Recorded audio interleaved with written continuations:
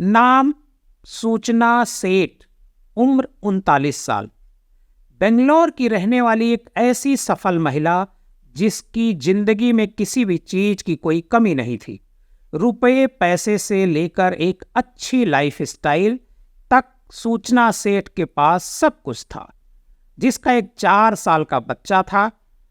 पति से भले ही तलाक हो चुका था, लेकिन सूचना सेठ एक इंडिपेंडेंट वर्किंग वुमेन थी, जिसके पास स्टडीज से लेकर अचीवमेंट तक वो सब कुछ था जिसकी कामना कोई साधारण लड़की करती है। सूचना startup company mindful AI lab नामक एक कंपनी की फाउंडर और सीईओ भी थी। सूचना सेठ ने साल 2020 में द माइंडफुल एआई लैब की स्थापना की थी। यही नहीं, सूचना सेठ ने फिजिक्स में मास्टर डिग्री भी हासिल की थी और वो एक समय की संस्कृत की टॉपर भी रह चुकी थी। सूचना सेठ की लिंक्डइन प्रोफाइल की माने तो वो पिछले 12 सालों के अनुभव के साथ एक एआई और डेटा साइंस एक्सपर्ट है, जहां उसने ये भी मेंशन किया है कि वो एआई एक्सपर्ट 100 महिलाओं की लिस्ट में शामिल है। यानी सूचना सेठ एक पढ़ी लिखी, समझदार और सुलझी हुई एक सफल महिला थी। तो आखिर उसके दिमाग में अचानक ऐसा क्या आ गया जिसने उसे इतनी बड़े वारदात को अंजाम देने पर मजबूर कर दिया? आखिर क्यों इतनी बड़ी बड़ी डिग्रियों वाली एक माँ अपने मदरहुड के एग्जाम में फेल हो गई? क्या वो अपने बच्चे से प्यार नहीं करती थी? जी नहीं, ऐसा बिल्कुल भी नहीं था। सूचना सेठ हर आम माँ की तरह अपने बच्चे से प्यार करती थी, लेकिन उसके कत्ल की जो वजह थी वो आपको जरूर हैरान कर देगी, क्योंकि आपने इससे पहले जुर्म की ऐसी वजह के बारे में पहले शायद कभी नहीं सुना होगा। लेकिन जितनी दिलचस्प उसके गुनाह की वजह थी, उतना ही दिलचस्प था उसके कत्ल का तरीका, और उससे भी दिलचस्प था उसका पुलिस के द्वारा पकड़ा जाना। हम इस जुर्म से जुड़ी हर एक पहेली को परत दर परत सुलझाएंगे, लेकिन इसको अच्छे से समझने से पहले हमें समय में ठीक उसी तारीख पर जाना पड़ेगा जब इस दर्दनाक जुर्म को अंजाम दिया गया था। जब सूचना सेठ अपने 4 साल के बेटे के साथ बंगलौर से गोवा घूमने आई थी। वो गोवा की जिस होटल में रुकी थी, उसने उसी होटल के कमरे में अपने बेटे का कत्ल कर दिया, और जब वो अपने बेटे की लाश के साथ बेंगलोर वापस जाने लगी, तभी पुलिस ने उसे धर दबोचा। लेकिन उसके पकड़े जाने की कहानी इतनी साधारण नहीं थी। दोस्तों, गोवा के उत्तरी भाग के कलांगुट नाम का एक बड़ा ही सुंदर शहर है, जो अपने खूबसूरत नज़ारे, बीच और होटल के लिए विख्यात है, जहां अक्सर पर्यटक छुट्टियां मनाने आते हैं। सूचना सेठ यहीं के एक होटल में अपने 4 साल के बेटे के साथ 6 जनवरी को आई। होटल में उसने चेक इन किया और अंदर चली गई। सूचना के वापस जाने का दिन तय था 8 जनवरी का, लेकिन 6 तारीख से लेकर 8 तारीख के बीच क्या हुआ, किसी को साफ नहीं पता था। इसके बाद आया 8 तारीख का वो दिन जब सूचना ने होटल स्टाफ के सामने एक बड़ी अजीब सी मांग रखी। उसने कहा कि उन्हें गोवा से बेंगलोर जाने के लिए एक टैक्सी चाहिए। होटल स्टाफ को सूचना सेठ की ये बात कुछ अटपटी लगी, क्योंकि गोवा से बेंगलोर की दूरी लगभग 560 किलोमीटर की है और दोनों शहरों के बीच फ्लाइट भी लगातार चलती रहती है। होटल वालों ने कहा कि सूचना के लिए फ्लाइट से जाना उसके लिए सस्ता और आसान होगा, लेकिन सूचना ने उनकी बात को मना कर दिया और टैक्सी के लिए जिद करने लगी। अंत में तंग आकर होटल वालों ने उसके लिए एक टैक्सी का इंतजाम किया, लेकिन जब सूचना सेठ ने होटल से चेकआउट किया, उस समय वो अकेली थी और उसका बेटा उसके साथ नहीं था। जब होटल वालों ने उसके बच्चे के बारे में पूछा, तो उसने कहा कि वो बच्चे के साथ आई ही नहीं थी। सूचना सेठ वहां अकेले आने का दावा करने लगी और टैक्सी से बंगलोर की ओर निकल पड़ी। लेकिन उस दौरान होटल वालों ने ये नोटिस कर लिया था कि उसके साथ एक एग्जिट बैग था जो काफी भरा लग रहा था, जिससे होटल वालों को कुछ गड़बड़ सा लगा, लेकिन वे कुछ समझ नहीं पा रहे थे। लेकिन उनकी हवाइयां तब उड़ गई जब उनका स्टाफ उस कमरे में सफाई करने गया जहां सूचना सेठ रुकी हुई थी, जहां उन्हें खून के कुछ धब्बे मिले। इसके बाद होटल वालों ने सीधा सूचना सेठ को कॉल किया, लेकिन उसने फोन नहीं उठाया। जिसके बाद अंत में होटल वालों ने इसके बारे में पुलिस को सारी जानकारी दी। इधर पुलिस तो आई, लेकिन तब तक सूचना सेठ उनकी पहुंच से काफी दूर जा चुकी थी।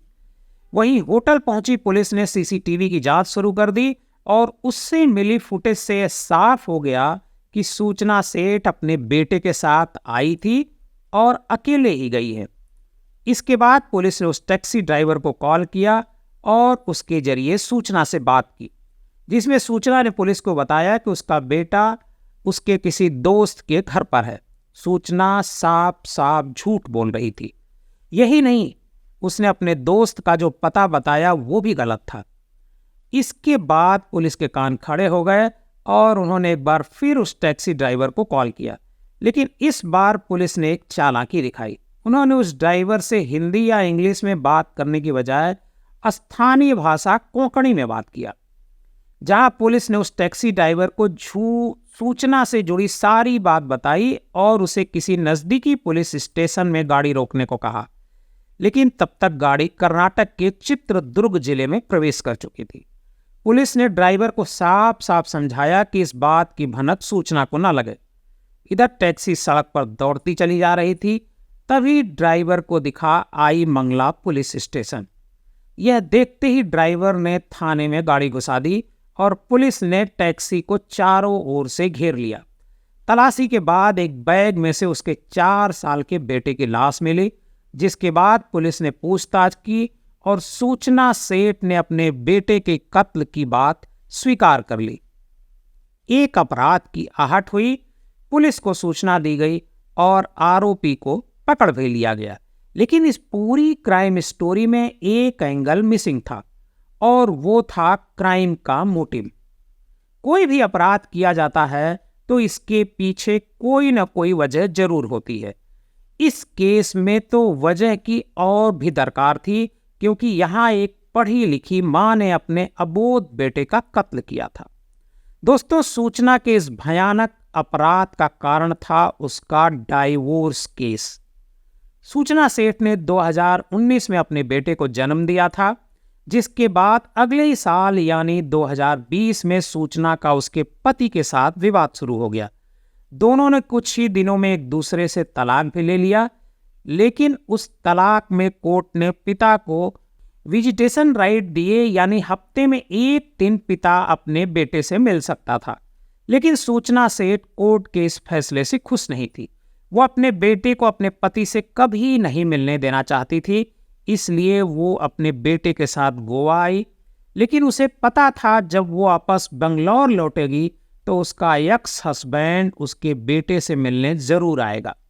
इसलिए अपने पति से अपने बेटे को दूर करने के लिए सूचना सेठ ने अपने ही मासूम बेटे का कत्ल कर दिया। सूचना का उसके पति के प्रति नफरत उसके बेटे के प्रति प्यार पर भारी पड़ गया और उसने एक ऐसा कदम उठाया जिसने उसे इतिहास की सबसे निर्मम मां बना दिया। सूचना सेठ की ये सोच एक घोर पागलपन और सनक का परिणाम थी। लेकिन यहाँ सबसे हैरानी की बात यह थी कि इतना अच्छा एजुकेशन और एक्सपीरियंस होने के बावजूद ये सोच उस पर कैसे हावी हो गई, जहाँ उसके पति से नफरत की कीमत उसके बेटे ने चुकाई। हालांकि पोस्टमार्टम रिपोर्ट में यह पाया गया कि उस बच्चे की मौत दम घुटने की वजह से हुई थी, यानी सूचना ने अपने बेटे को तकिए या तौलिए से दबाकर मारा था।